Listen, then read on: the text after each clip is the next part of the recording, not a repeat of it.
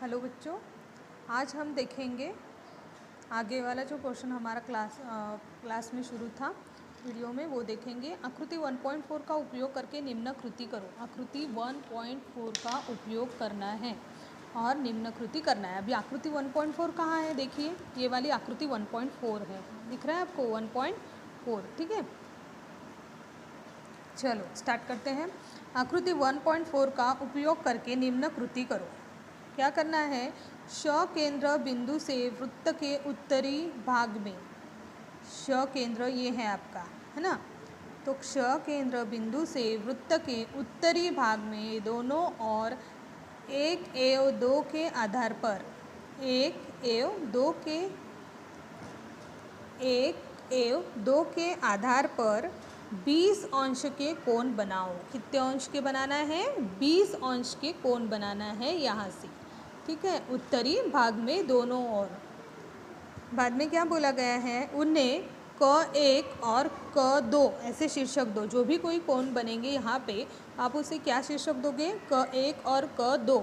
इस प्रकार से आप उनको नाम दे दोगे। क1 और क2 को जोड़ने वाला अंडाकार वृत्त बनाओ। फिर ये दो कोण बन जाएंगे। यहाँ पे आपको अंडाकार वृत्त बनाना है, ऐसे यहाँ पे।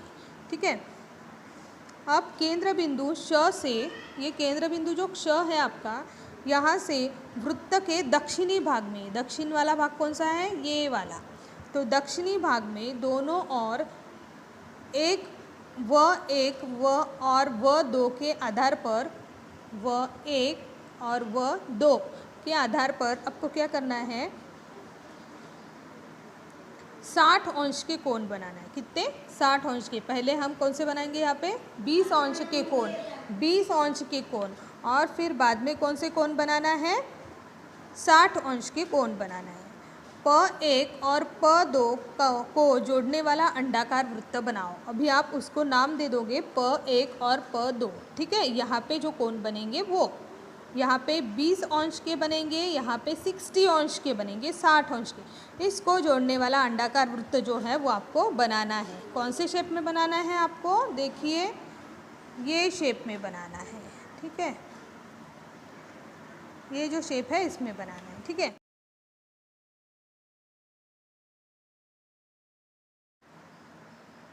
हाँ तो बच्चों यहाँ पे देखिए, क्या क1 और क2 तथा प1 और प2 के बीच की दूरी समान है? हमने जो कोण बनाए 20 अंश और 60 डिग्री वाले, तो उनकी जो दूरी है वो समान है।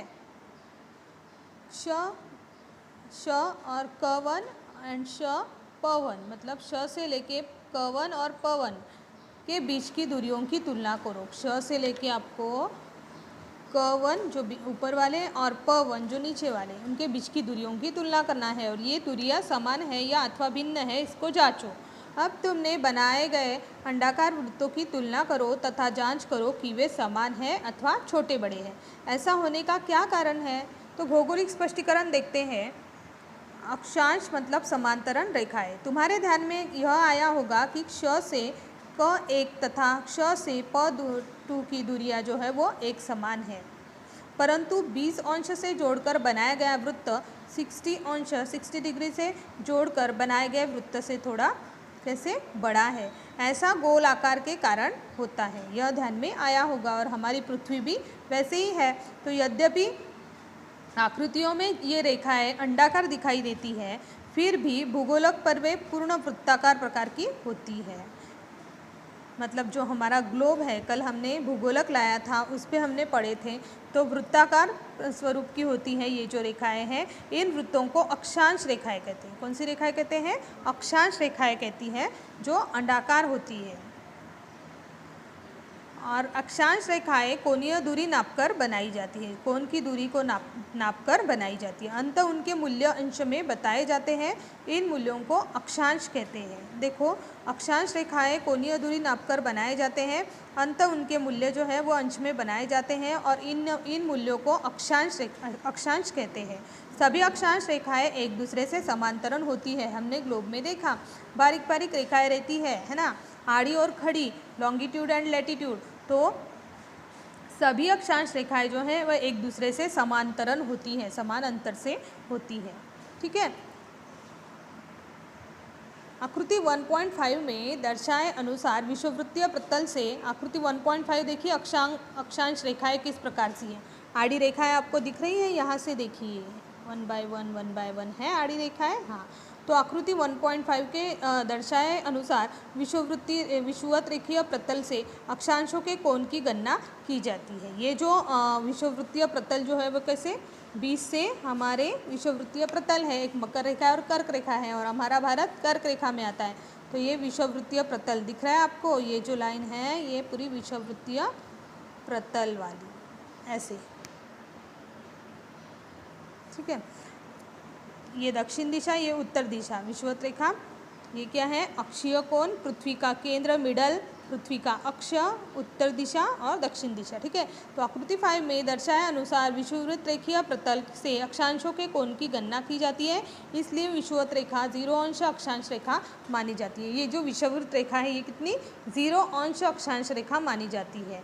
उसे प्रधान अक्षांश रेखा भी कहते हैं। मतलब 0 अंश अक्षांश रेखा है जो विषुवत रेखा 0 अंश अक्षांश रेखा मानी जाती है, और उसे प्रधान अक्षांश रेखा भी कहते हैं। एक मार्क के लिए क्वेश्चन आ सकता है। यह सबसे बड़ी अक्षांश रेखा मतलब बृहद वृत्त है। यह सबसे बड़ी अक्षांश रेखा है, मतलब क्या है, बृहद वृत्त है। विषुवत रेखा से उत्तर और दक्षिण की ओर अक्षांश रेखाओं का मूल्य बढ़ता हुआ नजर आता है। ठीक है। विषुवत रेखा जो है ये आपकी हो गई विषुवत रेखा। ठीक है। तो ये विषुवत रेखा जो है इससे उत्तर और दक्षिण की ओर अक्षांश रेखाओं का मूल्य कैसे बढ़ते जाता है। ये है उत्तरी भाग, ऐसे ऐसे अक्षांश आएंगे, ऐसे ऐसे ऐसे ऐसे ऐसे ऐसे अक्षांश आएंगे, इनका जो मूल्य है वो बढ़ता जाता है। ठीक है। कल हम देखेंगे विषुवत रेखा शब्द का अर्थ क्या है। Thank you.